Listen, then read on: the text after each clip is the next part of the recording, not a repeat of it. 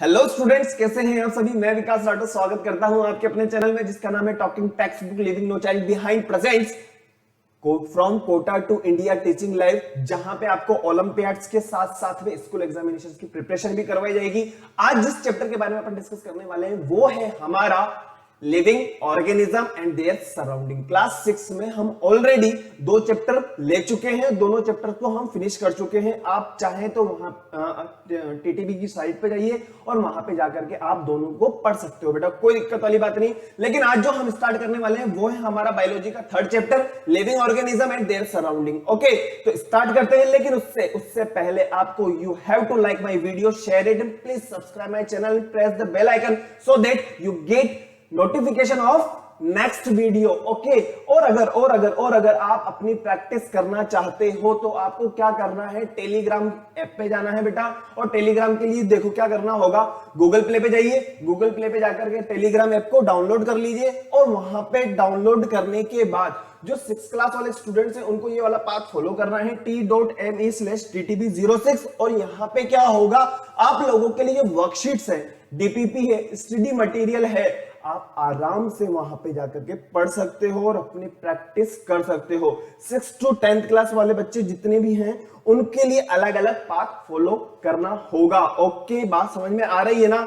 Okay, आगे बढ़ते हैं। और आज जिस चैप्टर के बारे में अपन डिस्कस करने वाले हैं वो क्या है, हमारा living organism and their surrounding. Living organism and their surrounding क्या होता है भैया, एक बार बताओ। लिविंग ऑर्गेनिज्म जितने भी हैं सभी के आसपास का एनवायरनमेंट कुछ अलग है, पक्की बात है ना। अरे भाई एक बार बताओ, अगर मैं श्रीनगर की बात करूं, जम्मू कश्मीर की बात करूं तो वहां क्या हो रही है, बर्फबारी हो रही है। अगर मैं राजस्थान की बात करता हूं तो राजस्थान में क्या हो रहा है, सर्दी है लेकिन गर्मी ज्यादा ही होती है, ठीक है ना। तो हम लोगों ने क्या कर रखा है, अपना अपना एनवायरनमेंट अपने हिसाब से कर रखा है। ओके, तो वो लिविंग ऑर्गेनिज्म उस एनवायरनमेंट में किस तरीके से रह रहे हैं वो, और उनको किन किन चीजों की जरूरत हो रही है, तो आज अपन ये पूरा का पूरा डिस्कस करने वाले हैं। चाहे वो एनिमल हो चाहे वो ह्यूमन बीइंग हो, अपन पूरा का पूरा यहां पे देखेंगे। ओके, चलो ठीक है, आगे बढ़ते हैं। लेकिन उससे पहले वही काम जो मैं आप लोगों से करवाता हूं, ईमानदारी वाला, ठीक है। जो ईमानदार है वो करेगा, ओके, और जो ईमानदार नहीं है वो भी करेगा। क्या है, I promise to listen to the complete lecture and make proper notes of it so that I can become a smart student. अरे भाई स्मार्ट स्टूडेंट बनना है ना, और स्मार्ट स्टूडेंट बनना है तो पहले तो ईमानदारी से ये वाला कार्डिनल प्रॉमिस करिए। ओके, हो गया क्या, आई प्रॉमिस।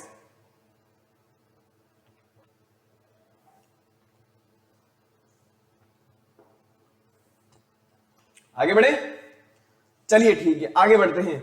तो आज जो हम डिस्कस करने वाले हैं वो क्या है, introduction, environment, biotic component, abiotic component, characteristics of living organism या living things, habitat, adaptation, terrestrial और एक्वेटिक हैबिटेट, कैमल और फिश के बारे में देखने वाले हैं। कैमल कैसा होता है, टेरेस्ट्रियल होता है, ठीक है। और उसके बाद में फिश की अगर अपन बात करें तो इक्वेटिक हैबिटेट होता है, ओके ना, इक्वेटिक हैबिटेट होती है, ठीक है।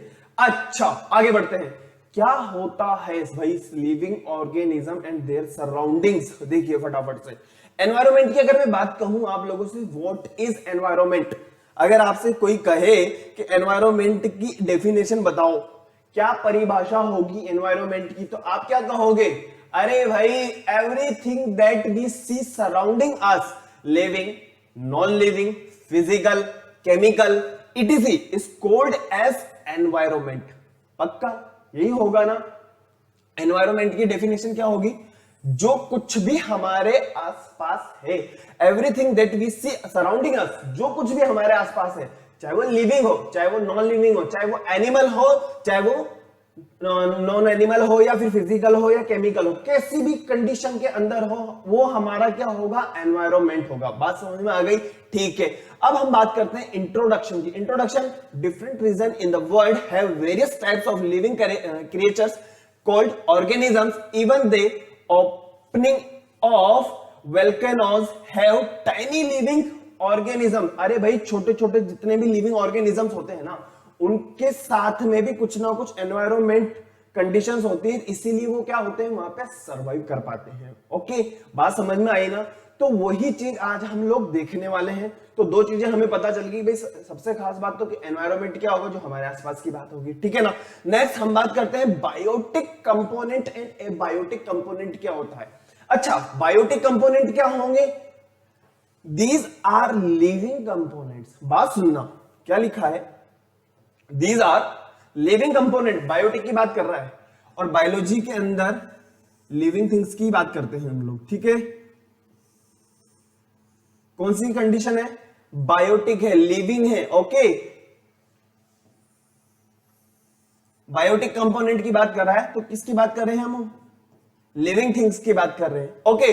अब इस लिविंग थिंग्स के अंदर दो चीजें आती हैं, एक है फ्लोरा, दूसरा है फोना। क्या होगा फ्लोरा, क्या होगा फोना, वो हम देखेंगे, टेंशन वाली बात नहीं है। अब एक बात बताओ, एक पर्टिकुलर रीजन में आपसे मैं पूछूं कि एक पर्टिकुलर रीजन के अंदर एक विशेष तरह की हमें स्पीसीज देखने को मिलती है, ठीक है। तो वो जो कंडीशन होती है वो ही होती है हमारी फ्लोरा और फोना से रिलेटेड, ओके। अब हम बात करते हैं फ्लोरा क्या है, ध्यान से सुनिएगा। The different plants of a particular geographical region और हैबिटेट। अभी आप लोग इसको थोड़ा सा स्किप कर दो, कोई दिक्कत वाली बात नहीं। मैं समझ सकता हूं कि हैबिटेट सब नया वर्ड है, मानता हूं, लेकिन आगे आएगा, टेंशन वाली बात नहीं है। The different plants of a particular geographical region of और हैबिटेट आर कॉल्ड फ्लोरा। हम किसकी बात कर रहे हैं? प्लांट्स की बात कर रहे हैं। एक स्पेशल पर्टिकुलर जियोग्राफिकल रीजन हो, वहां पे एक विशेष तरह के प्लांट्स हमें देखने को मिले, वो क्या होगा? फ्लोरा होगा। क्या होगा? फ्लोरा होगा। क्या होगा? फ्लोरा होगा। अब हम बात करते हैं फोना की, ध्यान से सुना। द वेराइटी ऑफ एनिमल, एक बार फिर, द वेराइटी ऑफ एनिमल, एक बार फिर, the variety of animal in a particular geographical region और हैबिटेट इज कॉल्ड फोना। तो फोना का रिलेशन किससे हो गया? एनिमल से। अगर एक विशेष तरह की स्पीसीज हमें एक विशेष जगह पे देखने को मिल रही है तो वो क्या होगा? फोना होगा। और अगर हम प्लांट्स के रिलेशन में अगर इस बात को कहें तो क्या होगा? फ्लोरा हो जाएगा। बात समझ आएगी ना? फोना और फ्लोरा क्या है? अब बायोटिक कंपोनेंट में हमने दो चीजें देख ली, एक था हमारा फ्लोरा और सेकंड है हमारा फोना, ओके। यहां पे समझ में आ रहा है ना? फिर उसके बाद में हम जो देखेंगे वो हैबिटेट ही देखेंगे। टेंशन ना लो कि हैबिटेट क्या है, ये नया वर्ड है, मैं मान सकता हूं। हैबिटेट की डेफिनेशन भी देखेंगे और हैबिटेट कितने टाइप के होते हैं ये भी देखेंगे, और हैबिटेट से रिलेटेड एनएसओ में जो क्वेश्चंस आए हैं वो भी देखेंगे, ओके। अब हम बात करते हैं एबायोटिक कंपोनेंट। अरे भाई, जब बायोटिक कंपोनेंट में किसकी बात कर रहे हैं? लिविंग कंपोनेंट्स की बात कर रहे हैं, लिविंग ऑर्गेनिजम्स की हम बात करते हैं, ठीक है ना। बायोटिक कंपोनेंट की अगर मैं बात करूं तो एबायोटिक में क्या होगा? Just opposite. क्या होगा? जस्ट अपोजिट होगा। क्या होगा? नॉन लिविंग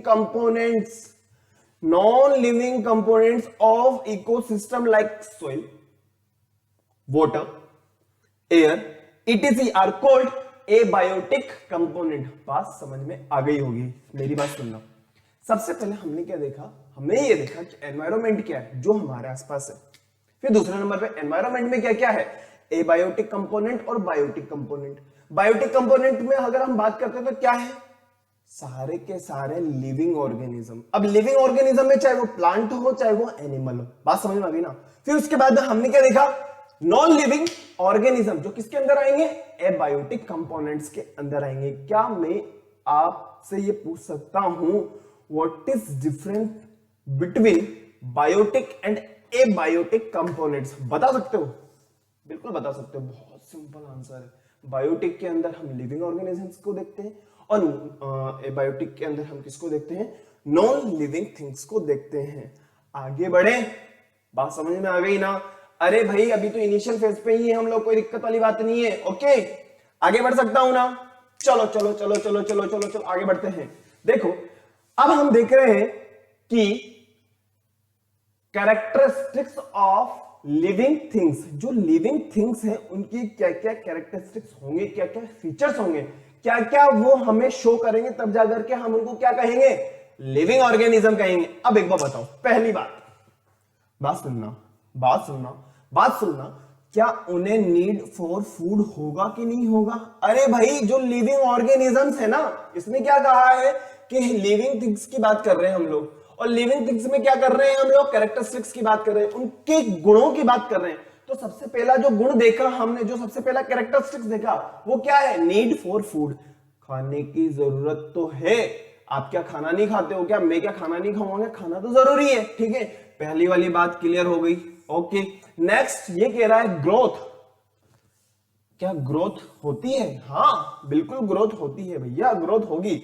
हम छोटे बच्चे थे, छोटे बच्चे से फिर थोड़े से और बच्चे, बड़े बच्चे बने, फिर बड़े बच्चे से हम और ज्यादा बड़े बच्चे बने, फिर एक दिन क्या होगा?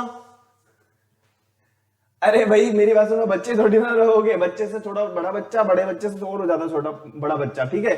अब अपन आगे बढ़ते हैं, तो दो चीजें हमें समझ में आ गई। पहले नंबर पे तो क्या थी?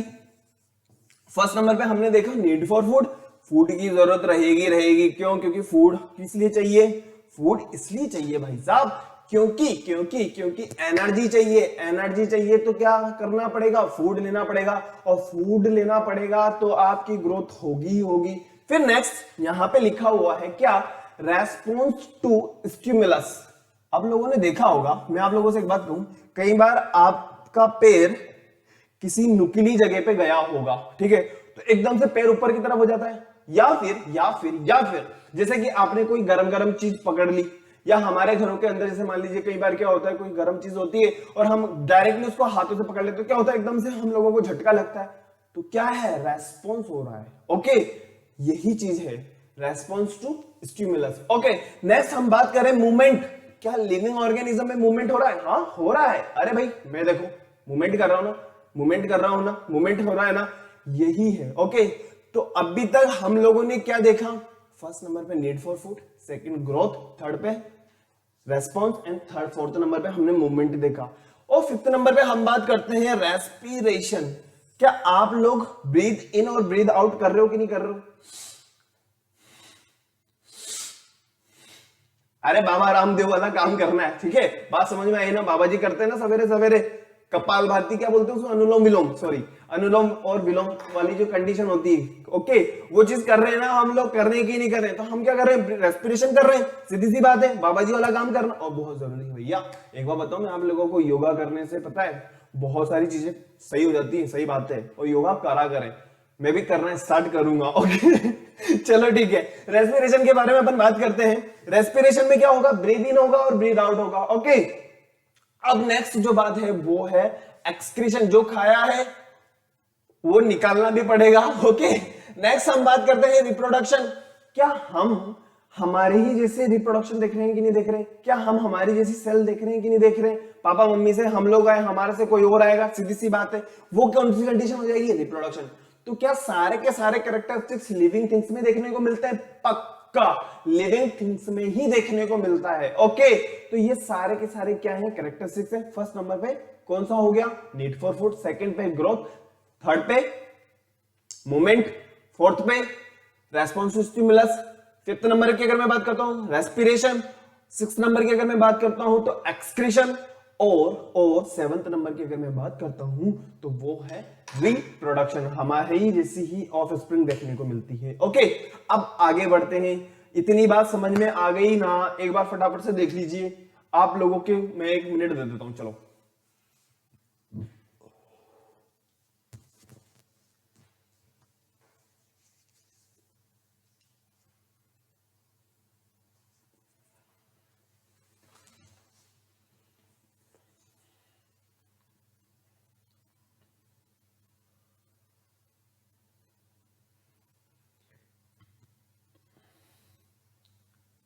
Characteristics of living things: need for food, growth, response to stimulus, movement, respiration। Respiration में दो चीजें होती है, ब्रीद इन होता है और ब्रीद आउट होता है, ठीक है। नेक्स्ट हम बात करते हैं एक्सक्रीशन और रिप्रोडक्शन। रिप्रोडक्शन में आप लोगों को देखने को मिल रहा होगा, ह्यूमन भी हैं, एनिमल्स भी हैं और प्लांट्स भी हैं। हम छोटा प्लांट भी देख सकते हैं, बड़ा प्लांट भी देख सकते हैं, और थोड़ा बड़ा प्लांट भी देख सकते हैं, ठीक है। ग्रोथ की अगर हम बात करें, हम छोटे थे, छोटे से फिर बड़े हुए, फिर और बड़े हुए और बड़े हो गए, ठीक है। बचपन से लेकर के बचपन तक यही सीन चला आया है और यही सीन चलता रहेगा। ओके, बचपन से भी आगे बढ़ जाएगा, टेंशन वाली बात नहीं, मैं मान सकता हूँ, ऐसी कोई दिक्कत। चलो ठीक है, आगे बढ़ते हैं। देखो लिखा हुआ है habitat and adaptation, habitat and adaptation की बात कर रहा है। अभी तक जो चीजें हमें समझ में नहीं आई थी वो हमारे पास में था हैबिटेट। मैंने आप लोगों से कहा था थोड़ी देर बाद अपन इसको समझेंगे। हैबिटेट की अगर मैं बात करूं तो क्या होता है हैबिटेट? अरे भाई हैबिटेट जो है वो क्या है? हैबिटेट कुछ भी नहीं है, सीधी सी बात है, जिस चीज के अंदर हम रह रहे हैं, जिस एनवायरनमेंट के अंदर हम रह रहे हैं। और अडेप्टेशन की अगर हम बात करें तो जिन चीजों को हमने रहने के लिए अडेप्ट किया है, जिन चीजों से हम रह रहे हैं या जिन चीजों की मदद से हम लोगों को रहने में मदद मिल रही है, उसे क्या कहा जाएगा? अडेप्टेशन। बात समझ में आई? देखिए अडेप्टेशन में लिखा हुआ the surrounding where plants and animal live is called their habitat. और अडेप्टेशन की अगर हम बात करें तो स्पेसिफिक फीचर, हैबिट्स जो उनको वहां पे रहने के लिए एक पर्टिकुलर हैबिटेट में रहने के लिए क्या करता है? मदद देता है, उसे क्या कहा जाएगा? अडेप्टेशन कहा जाएगा। देखिए यहाँ पे आपको इमेज देखने को मिल रही होगी, हाथी वगैरह आपको देखने को मिल रहे हैं। यहाँ पे इस तरीके से देखिए चिंपांजी है, मंकी वगैरह है, एक पर्टिकुलर रीजन में रहते हैं, ठीक है ना। और उस पर्टिकुलर में रीजन में रह रहे हैं तो वो क्या हो गया? उनका हैबिटेट हो गया। और जिनकी मदद से वो वहां पे सरवाइव कर रहे हैं वो उनका क्या हो जाएगा? अडेप्टेशन हो जाएगा। जैसे कि इनको रहने के लिए क्या चाहिए? पानी वगैरह चाहिए, सीधी सी बात है। ओके आगे बढ़े, चलिए ठीक है आगे देखते हैं। आगे क्या लिखा है? आगे ये है कि हैबिटेट कैन बी टेरेस्ट्रियल और एक्वेटिक। सही बात है। हैबिटेट कितने टाइप का हो सकता है? या तो टेरेस्ट्रियल हो सकता है या फिर एक्वेटिक हो सकता है। टेरेस्ट्रियल की अगर हम बात करें, देखिए लिखा हुआ है all living organism live on land, in water और near water. Next, depending on this habitat are dividing into two types. First, terrestrial or aquatic. Next, the plants and animals that live on land are said to have terrestrial habitat. देखो लिखा हुआ है क्या कि plant और animal, क्या हो गया? ये एक दिन नाराज होता ही होता है अपन से, ठीक है कोई बात नहीं। लिखा हुआ है the plant and animal that live on land are said to have terrestrial habitat. अगर हम बात करते हैं प्लांट्स की और एनिमल्स की तो वो कहां पे देखने को मिलेंगे? हमें टेरेस्ट्रियल को में भी देखने को मिलेगा। ऐसा नहीं है कि इक्वेटिक प्लांट्स नहीं होते हैं, अरे भाई पानी के अंदर भी तो पेड़ पौधे होते हैं, देखा है ना हम लोगों ने। अगर हम बात करें माउंटेन रीजन्स की, डेजर्ट रीजन्स की, ग्रासलैंड रीजन्स की, from the terrestrial habitat. Okay अब एक बार बताओ, अगर मैं एक्वेटिक हैबिटेट की बात करूं, मेराइन है, फ्रेश वाटर रीजन्स आर, क्या है ये? एक्वेटिक हैबिटेट है। ओके जहां पे आप लोगों ने देखा होगा फिश वगैरह भी होती है। इसके अलावा हम बात करें प्लांट्स वगैरह जो है, सीधी सी बात है वो भी क्या है? एक्वेटिक प्लांट्स ही हो जाएंगे। The plant and animal that live in water are said to have aquatic habitat. बात समझ में आ गई ना? अरे भाई जहां पे लैंड के ऊपर रह रहे हैं, अगर लैंड्स की हम बात करें, लैंड्स वगैरह की अगर अपन बात करते हैं तो वो किसके अंदर आएगा? टेरेस्ट्रियल के अंदर आएगा। ओके अगर हम वाटर की बात करते हैं तो वो किसके अंदर आएगा? एक्वेटिक हैबिटेट के अंदर आएगा। बात समझ में आ गई ना? एक बार फटाफट से इसको निहार लो बस, और कुछ भी नहीं है। बहुत सिंपल चैप्टर है भाई साहब, बहुत गजब का चैप्टर है, मजा आ जाएगा देखना। All living organism live on land, in water and near water is known as, water वाले को क्या कहा जाएगा? अरे यार वही तो बात कर रहा हूं ना मैं आप लोगों से, एक्वेटिक हैबिटेट होगा।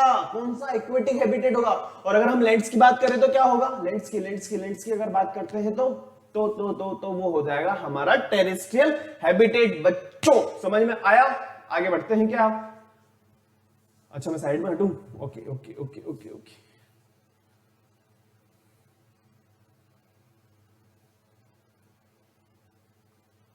तो हम लोगों ने हैबिटेट देख लिया। हैबिटेट हमारे पास में कौन कौन सा है? टेरेस्ट्रियल और एक्वेटिक। उसको भी फर्दर अगर हम देखना चाहें तो माउंटेन रीजन हो जाएंगे, डेजर्ट रीजन हो जाएंगे, ग्रासलैंड रीजन हो जाएंगे। तो माउंटेन रीजन किसके अंदर आएगा? टेरेस्ट्रियल हैबिटेट के अंदर आएगा। डेजर्ट्स की हम बात करते हैं तो वो किसके अंदर आएगा? वो भी टेरेस्ट्रियल के अंदर ही आएगा। ग्रासलैंड रीजन की हम बात करते हैं तो वो भी किसके अंदर आएगा? टेरेस्ट्रियल के अंदर ही आएगा। अब अगर मैं बात करूं जैसे मेराइन है, फ्रेश वाटर रीजन से, तो ये किसके अंदर आएंगे? एक्वेटिक हैबिटेट के अंदर आएंगे। आगे बढ़े? ओके चलो आगे देखते हैं। देखो लिखा हुआ है टेरेस्ट्रियल हैबिटेट, और टेरेस्ट्रियल हैबिटेट हम लोगों ने कौन कौन सा देखा है? डेजर्ट, माउंटेन और ग्रासलैंड। नाम से ही पता लग रहा है कि डेजर्ट वाला जो होगा, this region has sandy soil and experiences low annual rainfall. क्या यहाँ पे बरसात वगैरह होगी क्या? अरे भाई जब अगर बरसात होगी तो वो डेजर्ट क्यों रहेगा? सीधी सी बात है, इसीलिए क्या कहा है, लो एनुअल रेनफॉल होगा। It is usually very hot during day time, बहुत ज्यादा गर्म होता है, and very cold during at the night, night के टाइम पे उतना ही ज्यादा ठंडा रहेगा। It has very sparse vegetation and smaller animal population. एक बार बताओ, जहां पे इतनी गर्मी है, जहां पे इतनी ठंडक है रात के टाइम पे, वहां कोई एनिमल देखने को मिलेगा क्या हम लोगों को? तो एनिमल तो होंगे लेकिन कुछ ही होंगे। और अगर हम बात करें वेजिटेशन की, तो वहां पे वनस्पति भी क्या होगी, कम ही होगी, ठीक है। उनमें स्पाइन्स वगैरह होंगे, जैसे कैक्टस वगैरह की हम बात कर सकते हैं। नेक्स्ट लिखा है हमारे पास में माउंटेन हैबिटेट। माउंटेन की अगर हम बात करें तो कोल्ड होगा और वहां पे विंड्स वगैरह ज्यादा होंगी, ठीक है। टेम्परेचर क्या होगा, अगर ऊंचाई के साथ साथ क्या होगा, अरे भाई जो टेम्परेचर होगा वो क्या होता चला जाएगा, एल्टीट्यूड इंक्रीज होता जाएगा, ऊंचाई के साथ जैसे बढ़ेगी तो टेम्परेचर भी घटता चला जाएगा, okay. It also snow during winter. Winter के टाइम पे क्या होगा, बर्फबारी भी हो सकती है। कहां पे, माउंटेन वाले हैबिटेट के अंदर। ग्रासलैंड हैबिटेट की अगर हम बात करते हैं, this region mainly has grasses, जहां पे क्या होगी, घासी घास होगी, okay. It has generally dry and windy climate. यहां पे कैसा क्लाइमेट होगा, सूखा होगा और हवाएं वगैरह चलती रहती हैं। बात समझ में आ गई ना। टेरेस्ट्रियल हैबिटेट में हम लोगों ने तीन चीजें देख ली, डेजर्ट हैबिटेट, माउंटेन हैबिटेट और ग्रासलैंड हैबिटेट। एक हैबिटेट फटाफट से देख लो। डेजर्ट देखो आप लोगों को यहाँ पे ये बहुत सारी रेत वगैरह आपको नजर आ रही होगी, ऊंट वगैरह दिख रहे होंगे, ठीक है। माउंटेन की अगर अपन बात करें तो बर्फबारी वगैरह हो रही है, ठीक है। और ग्रासलैंड की हम बात करें, देखो घास ही घास है हर तरफ, ओके। आगे बढ़े, आगे बढ़े, आगे बढ़े, चलो ठीक है, आगे देखते हैं। एक बार बताओ, आगे देखेंगे, आगे देखेंगे, लेकिन उससे पहले एक बार देख लीजिए आप लोग फटाफट से। चलो ठीक है, आगे देखते हैं। देखो लिखा हुआ है केमल के बारे में। केमल के बारे में अगर हम बात करें क्या होता है, एक बार बताओ। केमल की अगर मैं बात करूं, केमल है क्या, एक बार बताओ। अरे भाई इसकी को वहां पे अगर मान लीजिए इसमें जो सोइल वाला जो एटमॉस्फेयर है, सोइल वाला जो वो हैबिटेट है, वहां पे रहना है तो क्या होगा, अरे भाई उसके जैसे फीचर्स भी तो होने चाहिए, और वही फीचर्स यहाँ पे आपको दिखाए गए हैं। It has long legs which provides protection from the heat of sun. जो गर्मी होती है, जो गर्मी निकल करके आ रही है कहां से, वहां की जो लैंड है, वहां पे लैंड कैसी है, रेती रेते, तो उसकी टांगों की ऊंचाई ज्यादा होती है, इस वजह से उसको गर्मी कम लगती है। नेक्स्ट हम बात करें, excrete small quantity of urine. Urine क्या होगा, कम मात्रा में निकलेगा। जब कम मात्रा में निकलेगा तो पानी अंदर काम आएगा, ओके। नेक्स्ट लिखा हुआ है, they do not sweat and their dung is dry. वो पसीने वसीने का कोई काम ही नहीं है, ओके। नेक्स्ट हम बात करें, कैन लिव विदाउट वाटर। ये क्या हो सकता है, काफी टाइम तक पानी के बिना रह सकता है। बात समझ में आ गई ना। इसीलिए केमल जो होता है वो रेगिस्तान के अंदर आराम से सरवाइव कर लेता है, इसीलिए तो कहा जाता है रेगिस्तान का जहाज केमल होता है, ओके। आगे बढ़े, देख लीजिए आप लोग, आपको नजर भी आ रहा होगा, दूर दूर तक कोई नजर नहीं है सिवाय रेत और इस एक ऊंट के अलावा। बात समझ में आई, आगे चलें, ओके। आगे बढ़ते हैं, फिश के बारे में हम देखते हैं। फिश कौन से रीजन के अंदर आती है, फिश कौन से हैबिटेट के अंदर आती है, एक्वेटिक के अंदर आती है ना, हम लोगों ने पहले देखा था। एक्वेटिक के अंदर आएगी तो कौन कौन सी चीजें होंगी, स्ट्रीमलाइन बॉडी होगी उसकी, सीधी सी बात है। कैसी बॉडी होगी, स्ट्रीमलाइन बॉडी होगी, है ना। गिल्स वगैरह होंगे जो किसमें हेल्प करेंगे, डिसॉल्व ऑक्सीजन लेने में, ऑक्सीजन क्योंकि ऑक्सीजन किस फॉर्म में, डिसॉल्व फॉर्म में, okay. Presence of slippery scales, अरे भाई स्केल्स वगैरह होते हैं उन लोगों के पास में। Flat fin and tail help changing direction, उनके पास में जो टेल होती है वो क्या करती है, पानी में उनको मूवमेंट करने में हेल्प करती है, ओके। आगे बढ़े, हम लोगों ने क्या क्या देख लिया, हम लोगों ने देखा सबसे पहले एनवायरनमेंट, बायोटिक कंपोनेंट। नेक्स्ट हमने लोगों ने क्या देखा, कैरेक्टरिस्टिक्स ऑफ लिविंग ऑर्गेनिज्म, फिर हैबिटेट एंड अडेप्टेशन। और हैबिटेट और अडेप्टेशन में भी हम लोगों ने क्या क्या देखा, फिश और केमल के बारे में हम लोगों ने देख लिया है। अब हम आगे बढ़ते हैं क्वेश्चंस के ऊपर, ओके। तो क्वेश्चन देखेंगे, फटाफट फटाफट देखते चले जाओ। What does the figure given below represent. जो आपको यहां पे डायग्राम दिया है उसमें एक्चुअली में हो क्या रहा है, अरे भाई देखो, ये आपको यहाँ पे प्लांट्स नजर आ रहे होंगे, ट्री वगैरह नजर आ रहे हैं, ठीक है। और यहाँ पे ग्रास वगैरह है, और फूड वगैरह बन रहा है, ओके, ऑक्सीजन वगैरह भी मिल रही है, और ये एक ह्यूमन बीइंग है जो क्या कर रहा है, स्टिमुलस वगैरह का रेस्पॉन्स कर रहा है। कार्बन डाइऑक्साइड किसके काम आ रही है, वापस इनके काम आ रही है। सन की प्रेजेंस में क्या होगा, फोटोसिंथेसिस परफॉर्म होगा। ये काउ है जो क्या करेगी, घास वगैरह खाएगी। तो यहाँ पे बताया क्या गया है, फर्स्ट नंबर पे interdepends between plants, interdepends between plants and animal, interdepends between animal, interdepends between abiotic factor. फटाफट से जवाब दे दो। अरे इतना अच्छा क्वेश्चन है भाई साहब, आया हुआ क्वेश्चन है। देखो, इंटरडिपेंड्स बिटवीन प्लांट एंड एनिमल, क्या होगा आंसर, प्लांट भी है, एनिमल भी है, human is also count in animal. Okay, बात समझ में आई ना, तो आंसर क्या हो जाएगा, बी आंसर हो जाएगा। आगे बढ़ सकता हूं, चलो ठीक है, आगे देखते हैं। Which statement are true about the tree in hilly areas, hilly areas, hilly areas mountain वाले एरियाज। अभी जस्ट हम लोगों ने देखा था mountain region, okay, mountain region में देखा था हम लोगों ने, लिखा हुआ है these tree are normally cone shaped. यार एक तो है ये नाराज बहुत रहता अपन से, चलो ठीक है, इसको मनाए पहले, मान जाओ मान जाओ मान जाओ, चलो ठीक है। Which statement are true about the tree in hilly areas, these tree are cone shaped, they have sloping branches, the leaves of some of these trees are needle like। भाई साहब सबके सब हैं, बिल्कुल सही बात है। आप लोगों ने देखा वो कौन शेप होती है, निडल लाइक स्ट्रक्चर होती है उनकी, जो लीव्स वगैरह होती है उनकी कैसी स्ट्रक्चर होगी, निडल लाइक स्ट्रक्चर होगी। आंसर क्या हो जाएगा हमारा, डी। आगे बढ़े, बहुत इंपॉर्टेंट क्वेश्चन है, और अभी तक ये क्वेश्चन आया है विदाउट डायग्राम, मैंने आप लोगों को डायग्राम भी बताया है, ओके। अभी तक जो क्वेश्चन आया था ये विदाउट डायग्राम आया था, ओके। आगे बढ़े, देखो लिखा हुआ है the plant in the given figure respond. ये प्लांट है जो है वो क्या बता रहा है, यहां पे अगर सन है तो इसका मुंह इस तरफ हो गया, तो क्या बता रहा है, टच बता रहा है, सनलाइट बता रहा है, ग्रेविटी बता रहा है, या वाटर बता रहा है। ये वाला किसके लिए रेस्पॉन्ड कर रहा है ये, अरे भाई सनलाइट, जिधर सनलाइट होगी उधर की तरफ ही प्लांट ग्रोथ करेगा। देखा भी होगा आप लोगों ने, जो उनकी स्टेम वगैरह होती है उस तरफ ही मुड़ जाती है। तो आंसर क्या हो जाएगा हमारा, बी आंसर। आगे बढ़े, ये भी बहुत इंपॉर्टेंट क्वेश्चन है।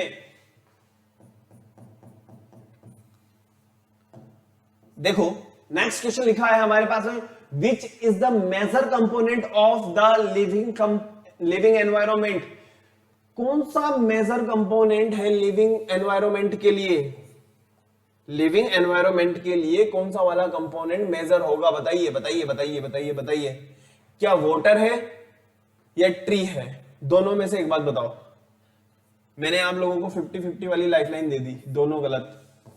अब एक और बताओ। अरे भाई आंसर हो गया हमारा वो ट्री, सी वाला आंसर होगा। पूछो क्यों, अगर ट्री बढ़ रहा है तो वाटर तो ऑब्वियसली होगा ही सही, क्योंकि वाटर कहां से, वाटर को ऑब्जर्व करने का काम कौन करेगी, रूट करेगी, है ना, और खाना वगैरह बनेगा। बात समझ में आई ना, तो आंसर क्या हो जाएगा हमारा, सी आंसर हो जाएगा, वाटर नहीं होगा, okay. C answer is correct answer. Next लिखा है which term means adjustment to environment, adjustment to environment, adaptation, hibernation, ये क्या है, मिमिक्री, एस्टिवेशन। अरे नहीं यार, अरे भाई एडजस्टमेंट करना है एनवायरमेंट के साथ में, तो मैंने आप लोगों को बताया था, हम अगर एडजस्टमेंट कर रहे हैं तो अडेप्ट करना स्टार्ट कर देंगे, और अडेप्ट से हमारा क्या आ जाएगा, अडेप्टेशन। बात समझ में आई ना। नेक्स्ट क्वेश्चन लिखा है, Shreya touch a hot kettle and quickly pull her hand away, which characteristics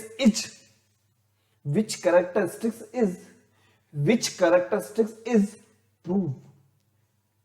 एक बार बताओ, गरम गरम केतली थी, गरम गरम एक बकेट था उसके पास में, या उसने गलती से टच कर लिया होगा, कौन थी, श्रेया। उसने क्या किया, गरम केटल को टच किया, टच करते ही एकदम से उसका हाथ पीछे की तरफ आया, तो कौन सा रेस्पॉन्ड, कैरेक्टरिस्टिक्स हमने पढ़े थे, कैरेक्टरिस्टिक्स ऑफ लिविंग ऑर्गेनिजम्स, अभी जस्ट देख करके आए थे, reproduction, growth, respond to stimuli, respiration. Answer आपके सामने है, रेस्पॉन्ड टू स्टिमुलाई। बात समझ में आई ना? जैसे ही मैंने आप लोगों को कहा था, अगर गलती से हमारा हाथ गरम गरम चीज को पकड़े तो एकदम पीछे से की तरफ आ जाता है, रेस्पॉन्ड टू स्टिमुलाई। बात समझ में आ गई? बहुत इंपॉर्टेंट क्वेश्चन है। अभी तक हम लोगों ने 6 क्वेश्चन देखे हैं एनएसओ के दृष्टिकोण से। बात समझ में आई ना? और आए हुए क्वेश्चन है। अब हम बात करते हैं स्कूल लेवल पे, ठीक है? स्कूल लेवल की अगर हम बात करते हैं, व्हाट इज अ हैबिटेट। बात समझ में आई? व्हाट इज हैबिटेट बता सकते हो क्या? मुझे लगता है कि बिल्कुल बता सकते हो, क्योंकि हम लोगों ने बिल्कुल देखा है इसको। नेक्स्ट क्वेश्चन लिखा है, give an example non living things which show any two characteristics of living things. ये भी आप बता सकते हो। नेक्स्ट लिखा है, name a few habitat. Habitat के बारे में हम लोगों ने देखा था, फ्यू हैबिटेट जस्ट अभी देख करके आए 3, माउंटेन वाला, ग्रासलैंड वाला। बात समझ में आ रही है ना? नेक्स्ट हम देखते हैं, name a common thing in all fishes. अरे भाई, फिश के बारे में अभी जस्ट देखा था ना हम लोगों ने, क्या गिल्स वगैरह होंगे, स्ट्रीमलाइन बॉडी होगी। बात समझ में आई? Next, what is the function of gills. Gills का फंक्शन क्या है? मैंने आप लोगों से कहा था कि डिसॉल्व ऑक्सीजन को लेने में काम करेंगी। कौन लेने में काम करते हैं? कौन? गिल्स हेल्प करते हैं वहां पे। ओके, नेक्स्ट हम बात करते हैं, name various type of habitat. अरे यार, अभी जस्ट देखा है हमने हैबिटेट के टाइप्स के बारे में। फिर उसके बाद में name the types of component of habitat, abiotic and biotic. बात समझ में आ गई? अब आप लोगों को क्या करना है वो ये कि इन क्वेश्चंस को देखना है, देखने के बाद में इनके आंसर्स वगैरह और नोट्स प्रिपेयर करने हैं। ओके, स्कूल के दृष्टिकोण से भी देख लिया और एनएसओ के दृष्टिकोण से भी देख लिया। बात समझ में आ गई ना?